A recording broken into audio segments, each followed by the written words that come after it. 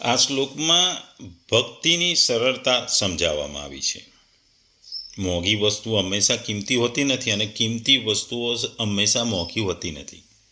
એ વસ્તુ આ શ્લોકમાં ભગવાન સમજાવે છે. ભગવાન પાન છે, ફૂલ, ફળ તથા પાણીને સરળ પ્રસાદ તરીકે સ્વીકારે છે. આ વસ્તુઓ પ્રકૃતિમાં પુષ્કળ પ્રમાણમાં અને સરળતાથી પ્રાપ્ત થાય છે અને કોઈ પણ વ્યક્તિ તેમની સામાજિક સ્થિતિને ધ્યાનમાં લીધા વિના તે અર્પણ કરી શકે છે. પ્રસાદનું કદ મહત્વ નથી, તેમ છતાં તે આનંદ, ભક્તિ અને ઉત્સાહથી આપવું જોઈએ. ભગવાન ભક્તના હૃદય અને તેમના પ્રત્યેના પ્રેમ તરફ જોઈ રહ્યા છે.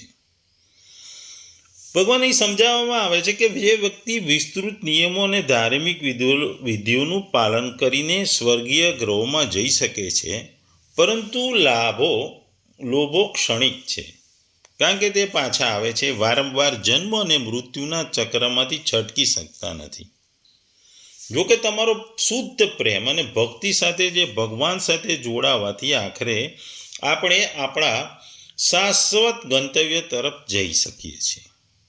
આ શ્લોકમાં ભક્તિ શબ્દ બે વાર વાપરવામાં આવ્યો છે, જે વસ્તુ ભક્તિ ઉપર મહત્વ મૂકે છે. ભગવાનને સંપૂર્ણપણે સમર્પિત અને પ્રેમ અને ભક્તિથી સેવા કરતા આપણે ઘણા બધા ઉદાહરણો આગળ જોયા કે ભગવાન એમની પ્રસાદને આરોગે છે, એમના ભાવને જાણીને એ ભગવાન એમને મદદ પણ કરે છે. ભગવાન પાસે બધું જ છે, એમને જરૂર નથી, પરંતુ તેઓ આપણને તેમની પાસે આવવાની અને આપણી ભક્તિ વ્યક્ત કરવા માટે તક આપે છે. તેઓ એવા નિરંતર ભક્તના વલણથી આકર્ષાય છે કે જેનો પ્રેમ નિર્મળ હોય છે, શુદ્ધ હોય છે અને સરળતાથી ભગવાનની ભક્તિ કરે છે અને ભગવાન શરણાગતિ આપે છે. કોઈ પણ વ્યક્તિ ગમે તેટલો ધનવાન હોય, વિદ્વાન હોય, પણ ભક્તિ ભગવાન માટે મુખ્ય છે.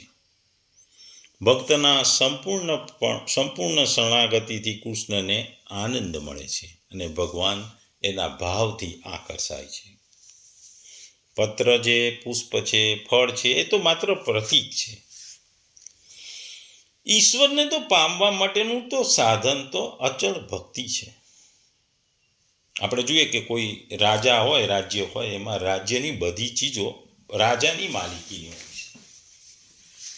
જો રાજ્યના સેવકો ભક્તિપૂર્વક થોડી ચીજો રાજાને ચરણે ધરે તો પણ મહારાજ ખુશ થઈ જાય છે.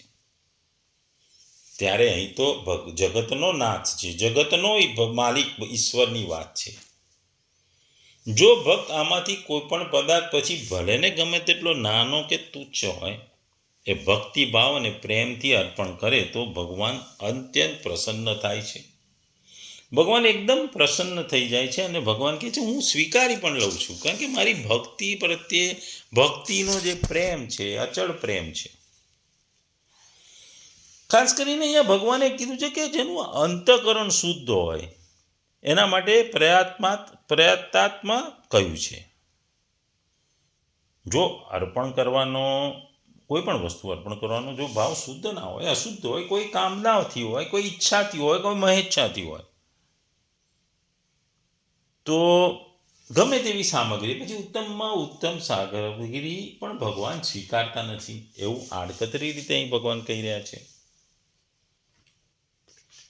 આપણે જે ઉદાહરણો જોયા વિદુરના અને બધાના, ભગવાને દરેક વસ્તુનું ભક્તનું દરેક વસ્તુ નાનામાં નાની પણ સ્વીકારી છે. આ શ્લોક ભગવાનની ભક્તિ માટે પ્રેરે છે. ભગવાનની ભક્તિમાં આડંબરની જરૂર નથી, પ્રેમની જરૂર છે, ભક્તિ ભાવની જરૂર છે, આત્મીયતાની જરૂર છે અને ભગવાનને લગાવતા ભોગોમાં પણ તમારે તમારી દરિદ્રતા કે પૈસાદાર હોવાનું કોઈ જરૂર નથી. સમાજમાં અને દુનિયામાં ઇઝીલી સરળતાથી વસ્તુ જે પણ મળે એ તમે અર્પણ કરો તો પણ ભગવાન ખુશ થઈ જાય છે, ભગવાન એને સ્વીકાર કરે છે. આ જે શ્લોકમાં 4 વસ્તુઓની ભગવાને વાત કરી છે, આ 4 વસ્તુઓ જે અર્પણ કરવાની વાત કરી, એ પહેલા ભગવાને ભક્તિ અને પ્રેમની વાત કરી છે. ભક્તિને પ્રેમ તો હોવા જોઈએ. વસ્તુઓની વાત કરી છે. વસ્તુઓને ઘણા લોકો બીજા સાપેક્ષમાં પણ જોવે છે. અહીં ભગવાને જળની વાત કરી છે. આપણે જળ અર્પણ કરવાની છે. આપણે રતિદેવની વાત કરી. રતિદેવની વાત કરી કે ભગવાનને રતિદેવના જળને સ્વીકાર કરી. પણ અહીં જો બીજા અર્થમાં કહીએ તો જળ છે એટલે કે અશ્રુ એ પણ જળ છે. ભક્તને જ્યારે આંસુ આવી જાય છે, ભક્ત ત્યારે આંસુથી વહેતો હોય છે, ત્યારે ભગવાન ભક્તની મદદે આવે છે. દ્રૌપદીની વાત કરી તો દ્રૌપદીના ચિહ્નની વખતે દ્રૌપદીના આંખમાં આંસુ આવી ગયા હતા. ત્યારે ભગવાને તમામ વસ્તુઓ પડતી મૂકી દ્રૌપદીની મદદ કરી હતી. ભગવાને એને મદદ કરી હતી એની ઇજ્જત બચાવવા માટે. એટલે અશ્રુની પણ કિંમત કરી છે. એક જળને જો આપણે અશ્રુ તરીકે ગણીએ તો બીજા ભાવમાં ભગવાન અશ્રુને પણ અશ્રુ માટે પણ ભક્તના અશ્રુને દૂર કરવા પણ ભગવાન આવે છે. બીજું ફળ. આપણે સામાન્ય રીતે ફળ અર્પણ કરીએ છીએ. આપણે ફળના ઉદાહરણમાં સબરીના બોરની વાત કરી કે ભગવાને સબરીની કુટીરમાં જઈને ફળનો ભોગ કર્યો હતો. જો આપણે બીજા અર્થમાં જોઈએ તો ફળને કર્મફળ સાથે જોડીએ. આપણે જીવનમાં કે દિવસ દરમિયાન કે આપણા જીવતા જે પણ કર્મો કરીએ, જે પણ કાર્યો કરીએ, જો ભગવાનને અર્પણ કરી દઈએ, ભગવાન માટે કરીએ, ભગવાનથી કરીએ, ભગવાનને માટે કરીએ, તો એ કર્મફળ પણ ભગવાનને અર્પણ થાય છે. દ્રૌપદીએ આંસુ અર્પણ કર્યા અને ભગવાને મદદ કરી. તમે તમારા કર્મફળને પણ અર્પણ કરી શકો છો. તમારા કર્મફળ, તમે સારા કર્મ કરી, નિષ્કામ કર્મ કરી. જો સકામ કર્મ કરવો તો કોઈ મતલબ નથી, તો દેવતાઓને પૂજા જવું પડે છે. પણ નિષ્કામ કર્મ કરો, એ તમારા કર્મફળ ભગવાનને અર્પણ કરો. ભગવાન તમને ભક્ત પાસે જરૂર આવે છે. ભક્તને પ્રત્યે એમને પ્રેમ જાય છે. નિષ્કામ ભાવે કામ કરનાર ભક્ત ભગવાનનો સૌથી પ્રેમાળ છે, સૌથી વાલો છે. એ આપણે આગળના ઘણા શ્લોકોમાં જોયું ને હવે પણ પછીના ઘણા શ્લોકોમાં જોઈશું.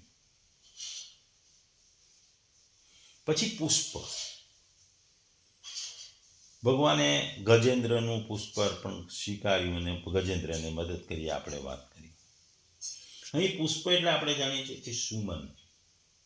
સુમન એટલે કે સારું મન, સારું મન.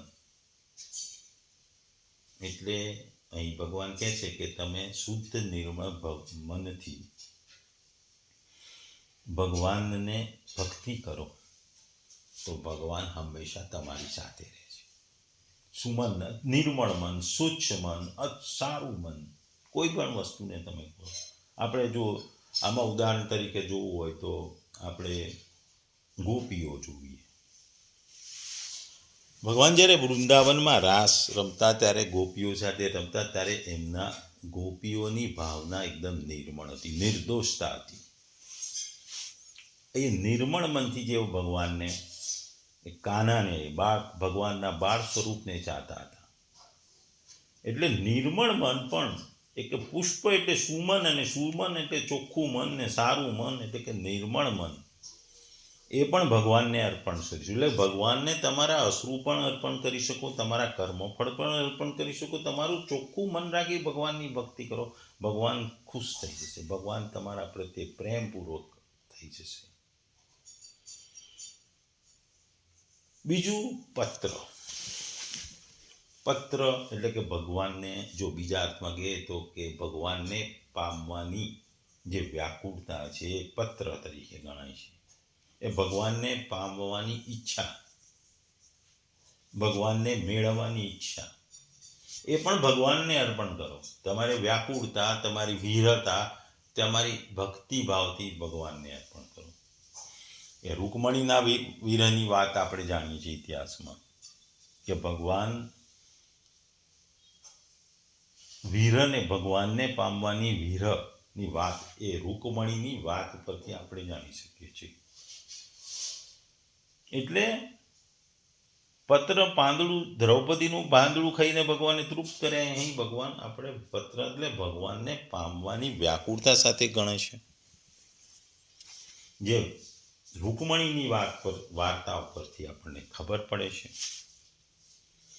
આપણે જોયું કે સુદામા હતા. સુદામા ભગવાનના મિત્ર હતા અને પાછા તેઓ સાંદીપની ઋષિના આશ્રમમાં જોડે ભણ્યા હતા. આ ગરીબ સુદામા જ્યારે એ તાંડુલ લઈને જાય છે ત્યારે ભગવાન એ સુદામાને ભેટી પડે છે. એ ભેટ એ એમના ભક્તિભાવની ભેટ છે. એ એમની મિત્રતા માટે છે કે એ એમના ભક્તિ અને મિત્રતાને કારણે ભગવાન એટલા અભિભૂત થઈ જાય છે કે એ સુદામાને ભેટી પડે છે, એમના પગ પણ ધોવે છે. એટલે ભગવાનને પામવા